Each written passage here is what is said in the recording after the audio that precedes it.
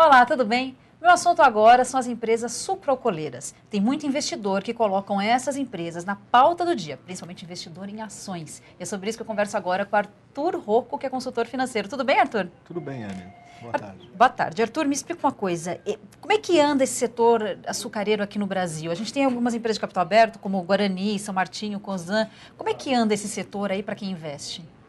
Anny, eu dei uma olhada nessas três empresas que foram mandadas pelo internauta, as dúvidas deles, e o que eu percebi é que no último ano, todas as três tiveram uma variação positiva acima do índice da Bovespa. É mesmo? Alguma coisa justifica isso, Arthur? O que justifica, tem alguns fatores que podem estar ligados a essa valorização desses títulos.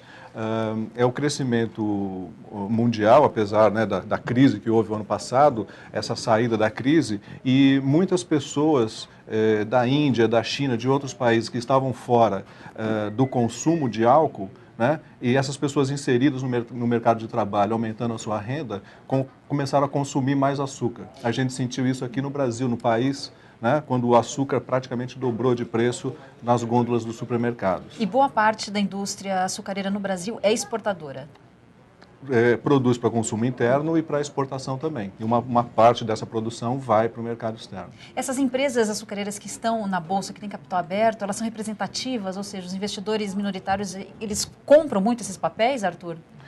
O volume não é grande em relação ao montante da Bovespa, ou seja, a liquidez deve ser um pouquinho menor do que um título de primeira linha, né? Empresas maiores como Petrobras e Vale, né? Mas pode ser uma boa aposta. Quem entra na Bovespa em ações tem que pensar em duas coisas. Aplicar em setores onde existam boas empresas líderes, né? E o segundo, especificamente, como esse caso aí, são três empresas do setor sucroalcooleiro. Que, como eu falei, Guarani, São Martinho e Cosan. São Martinho e Cosan.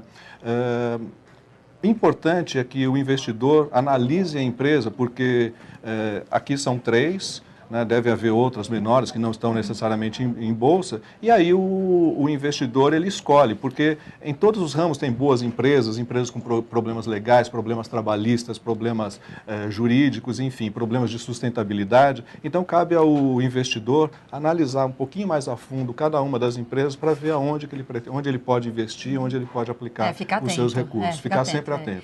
Outra coisa, recentemente o governo federal diminuiu a quantidade de álcool na gasolina, de 25% para 20%.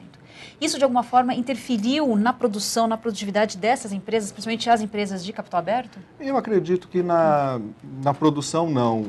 Essa medida do governo foi simplesmente para não deixar com que o preço do combustível subisse muito, que isso causaria um impacto na inflação do país. Então, ele diluiu um pouquinho, colocar menos álcool, né, que está com o preço subindo, e ele conseguiu diluir e manter o preço para o consumidor final na bomba de gasolina, na bomba de combustível. Então, o minoritário não precisa ficar preocupado com essa medida do governo, de diminuir a quantidade de álcool na gasolina? Não é uma preocupação para o minoritário?